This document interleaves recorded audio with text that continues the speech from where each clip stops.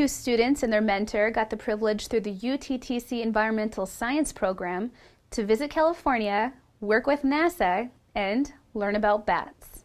This internship at Ames was my second internship at NASA through United Tribes. The first time I was on the East Coast at Goddard Space Flight Center in Greenbelt, Maryland. The second time here this summer was at NASA Ames Research Center in Moffett Field, California, or basically San Francisco.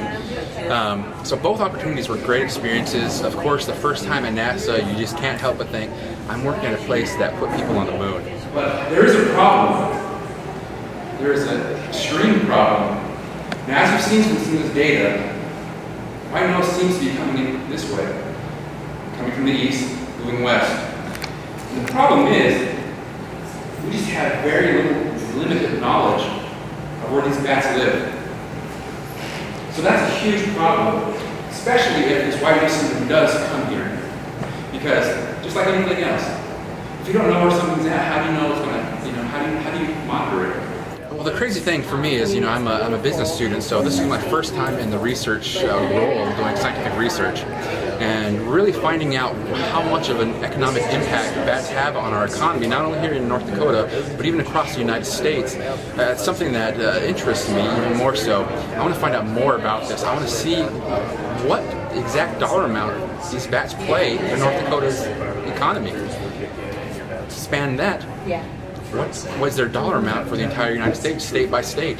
And then what are the prevention methods we're using to try to save these and prevent any type of damage from not only man-made, but even things like white nose syndrome, what we talked about today. So it's something I'm very passionate about. You can talk to any of us and we have that same passion for this. It's an interesting subject and people should be paying attention to this. Well, I actually worked with Mandy Gwynn in the lab last summer, and she encouraged me to apply for it, so I applied for it and I got selected. Okay, was this your first time at NASA? Yes, it was.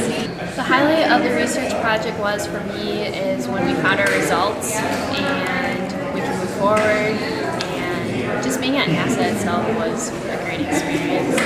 And we found in the literature that the value of bats to the agricultural industry is about $22.9 billion a year nationwide.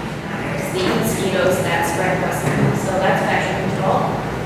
And like I said, they eat mosquitoes, so they reduce the populations, and then they also reduce the mosquito egg laying by 32%. I guess if you could do it again, would you, and why?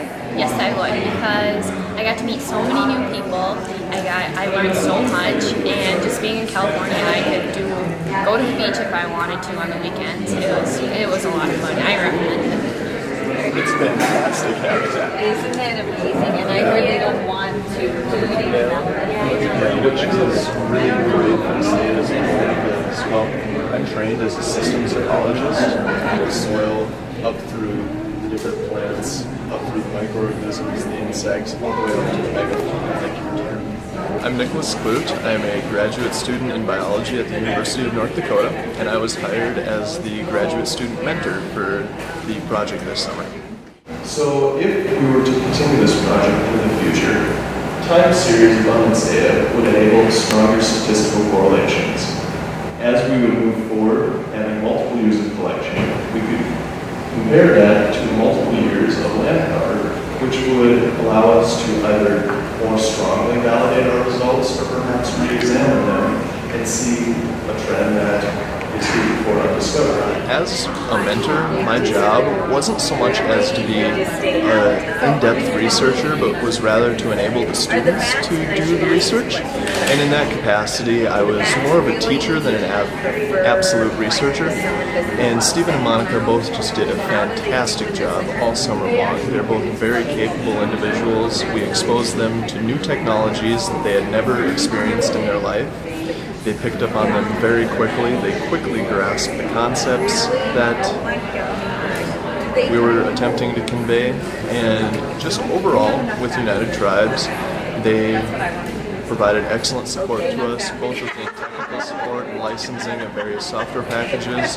They provided us with excellent computers to work with, and just the support system of the campus community was a very positive experience. And this was my first exposure to the campus, first exposure to the faculty and students, and I must say it was a very positive overall experience.